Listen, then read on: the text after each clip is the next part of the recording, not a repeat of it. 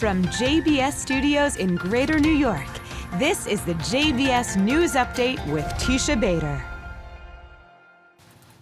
I'm Teisha Bader with the JBS News Update for Monday, April the 17th, 2023. An Israeli man was injured this evening in a stabbing attack in the West Bank. The incident took place at the Gush Etzion Junction. The terrorist, a Palestinian woman, was shot and injured by IDF soldiers.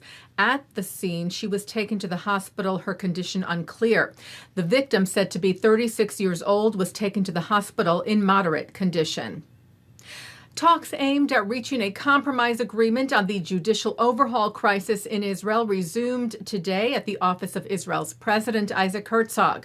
The Times of Israel reports that yesterday the Labor Party withdrew its negotiating team from the talks, claiming there were deals happening behind its back with not much further detail.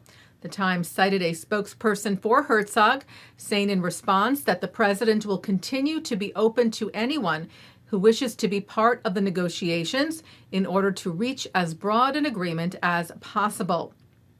And his office said today's discussions were held in a positive, professional, and serious atmosphere, and the sides are committed to continuing the dialogue with the goal of reaching agreements. Israeli Prime Minister Benjamin Netanyahu met today with U.S. Senator Lindsey Graham in Jerusalem to discuss potential relations between Israel and Saudi Arabia. Graham said President Biden is very interested in normalizing relationships with Saudi Arabia, and in turn, Saudi Arabia recognizing the one and only Jewish state. He said, to the extent I can help make that happen, I will do it. That is why I'm here. Netanyahu is saying, we want normalization and peace with Saudi Arabia.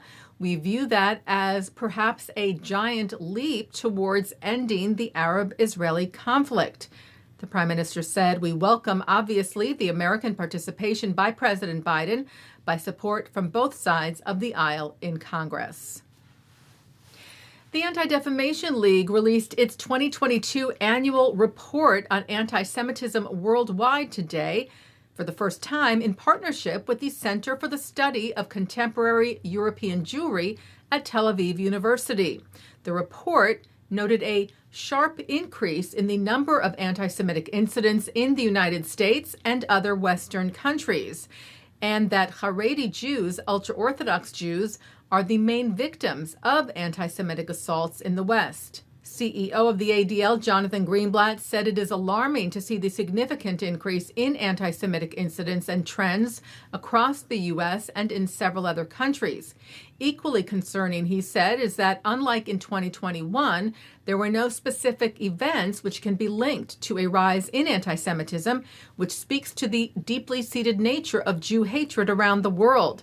Greenblatt added, we are proud to partner with Tel Aviv University on this important annual report, which will be used to educate governments and civil society and help push back against anti-Semitic trends.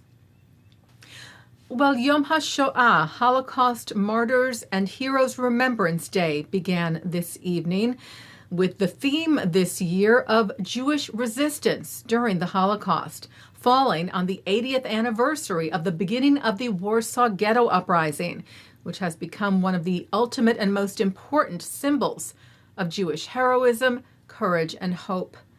This year's opening ceremony for Yom HaShoah in Israel took place at Yad Vashem's Warsaw Ghetto Square on the Mount of Remembrance in Jerusalem.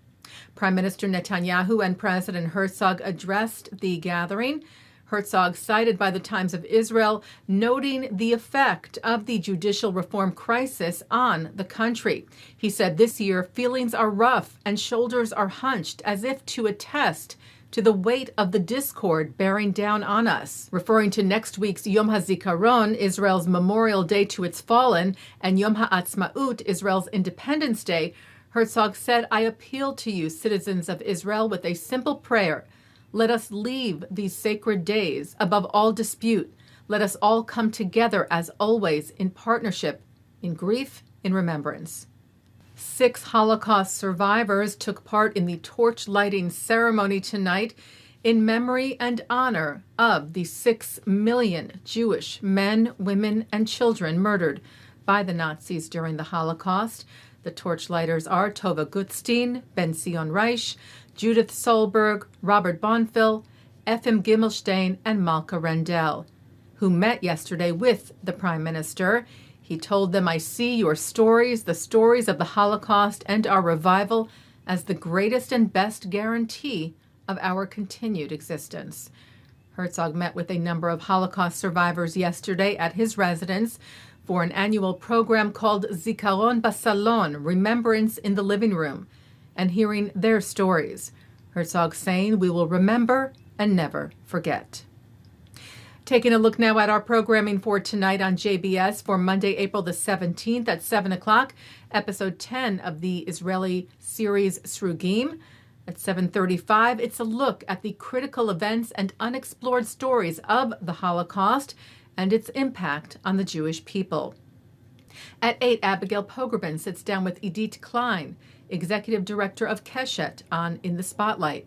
At 8:30, Yad Vashem Chair Dani Dayan leads the opening event for the Book of Names of Holocaust Victims exhibition held earlier this year at the UN. At 9, it's the late Elie Wiesel on L'chaim. At 10, a Yom Hashoah commemoration from Congregation Agudath Shalom in Stamford, Connecticut. And coming up next, I speak with Sarit Zehavi, CEO and founder of Alma, about the recent rocket attacks from Lebanon and Syria at northern Israel. And that's the JBS News Update for Monday, April the 17th, 2023. I'm Teisha Bader. Stay healthy, stay well.